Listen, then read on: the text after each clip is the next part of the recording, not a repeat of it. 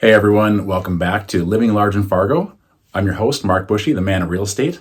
Today we have some exciting information. We're going to compare stats in the Fargo Moorhead market for 2022 versus 2023. Get ready to take a deep dive.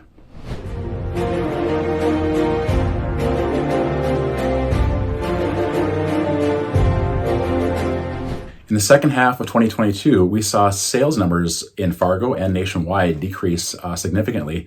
The second half of the year, we saw mortgage rates going above 6%, and 2023 really continued that trend as we saw rates climb to 7 or even above 8%. So we really saw numbers drop overall for sales volume, though Fargo is really good at bucking the trends, and we saw only a very, very tiny decrease in overall sales price. Let's take a look at some of those numbers.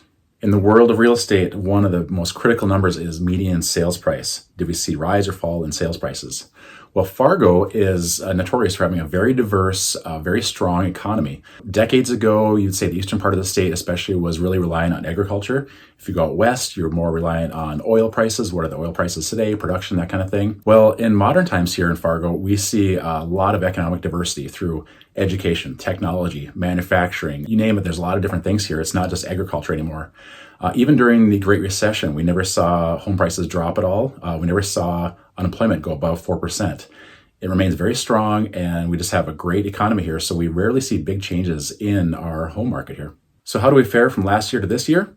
We saw a tiny decrease, actually, which was really surprising for Fargo. We saw a price drop of 1.88%. Numbers went from $284 to $279 for median home price. That's fairly significant considering for 2020 and 2021, what I call the crazy times during COVID when rates were 3%, we saw an average of 10 to 12% increase in median home prices in Fargo. So seeing any kind of drop at all is a big change. And it was kind of expected. We saw these interest rates going up. We're seeing inflation. The economy has slowed down. So of course, at some point we can't have roaring sales and economy at all time. It has to slow down, making corrections. And we're seeing it in the second half of 2022 and now 2023. With rates dropping here potentially this year, we're hoping to see some changes there. So let's talk about the number of closings we had year over year. This is a big difference here. Though we had pretty stable home prices, we saw a 24% dip from 2022 to 2023 in the number of homes sold. In 2022, we sold 4,222 homes. Last year, we dropped to 3,411 houses. That's a significant decrease. As for last month versus previously 12 months before, we also saw a decrease of 17% from December over December last year. We sold 249 houses last year, and we sold 206 houses in December this year. It's a pretty good slowdown. So December is typically slower anyways due to winter and holidays and stuff here in Fargo. But it is a significant drop, and hopefully things will turn around here this spring. So how about pending sales from this December to last December? Again, a slight decrease. We had 209 sales pending last December. Last month, this year, we had 193 sales. So there's a slight decrease there. Not significant, but enough to show there's a little bit of slowdown. Again, holiday season, winter, it is slower here. I'm really hoping to see a big turnaround here. If you are considering selling, I think right now is a great time to get your house prepared, get ready to sell, because we're going to see a crazy spring market. We always do. Even when real estate's slower, we still see a great spring market here. March, April, May. May is always the busiest time of the year. If you have some repairs to do, if you have any work you want done, any advice on the house or things to get ready to show it or sell it, give me a call. Send me a message. I'm happy to help out. We do free market reports for you. We tell you what the houses would sell for. We tell you if we want any upgrades or improvements to get the house ready to sell. If you have any questions for me, we answer all those questions. We take care of that, and we get your house ready to sell. We're going to get it sold for top dollar and get it sold fast. So I mentioned inventory a couple times now. So that balance between inventory and supply and demand plays a crucial role in pricing of homes and days on market, that kind of thing. We're still seeing historically a low inventory. Last year in December, we had just under 900 listings that were active. December of this year, end of the month, as of yesterday, we had 833 active listings. That's a low number. Now, that's a little bit deceiving because that's actually not what the actual number of listings are. So I'm looking at single family homes, condos, townhomes, twin homes, all the homes that are available in the Fargo market. That's the surrounding area.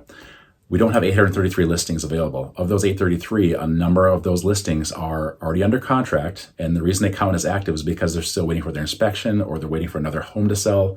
They're still on the market. They're just not pending or sold yet.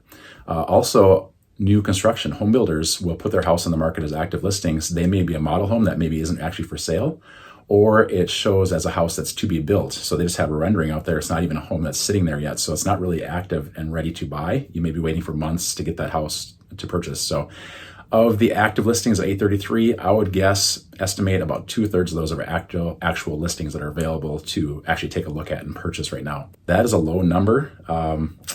Hoping this spring changes and we get a lot more inventory out there. New listings. So we're looking at month over month from November to December of this year.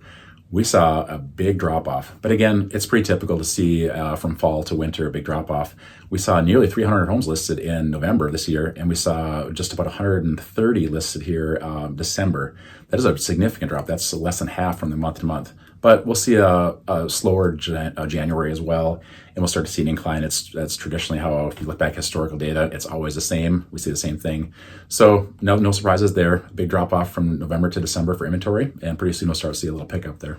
Inventory and days on market. So inventory is basically, if we stop listing houses for sale today, how long would the current inventory last in the current market conditions? This is also known as absorption rate. So basically, how fast can we absorb this inventory with the buyers we have right now?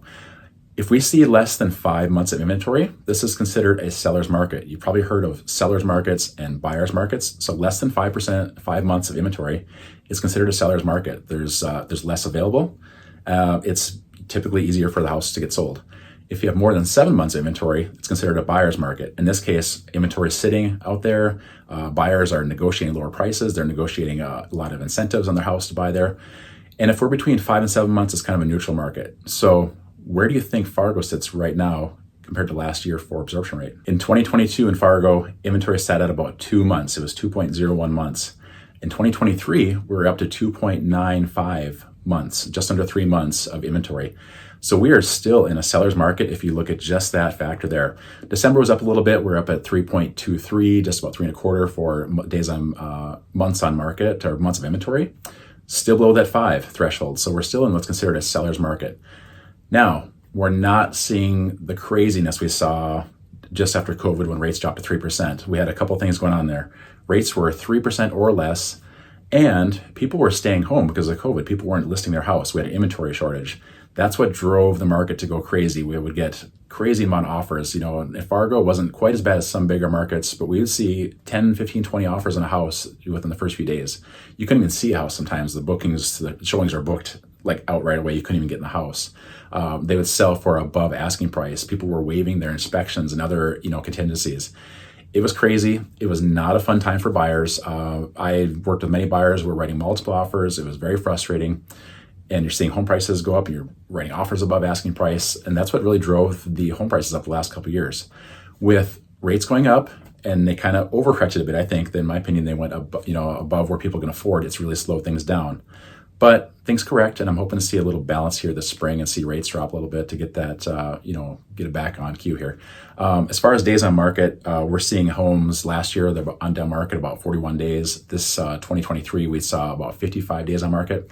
Again, this is not a lot of time to sell a house in a long time. We were so used to the craziness, it take a day or two or a week to sell the house. Now it's taking a month or two. Not a big deal. Houses are still selling like crazy. Predictions for this year. While no one has a crystal ball, no one can see the future. If I did, I'd be a multimillionaire owning tons of real estate and making all kinds of money.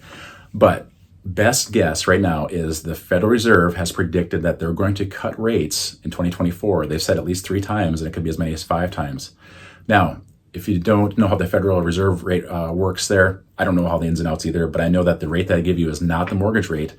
And mortgage rates do not directly mirror the federal rate, but they do tend to follow that trend. So when they start dropping Federal Reserve rates, the mortgage rates tend to start to go down following that rate cut there. So right now we're seeing rates I've seen as low as 6.5 up to 7.5, maybe 8. I think the sweet spot would be if we can get rates down to somewhere around 5%. I do not want to see rates down below 4% again, down to 3%. Why? Because of the craziness I mentioned before. It just drives a frenzy in the market.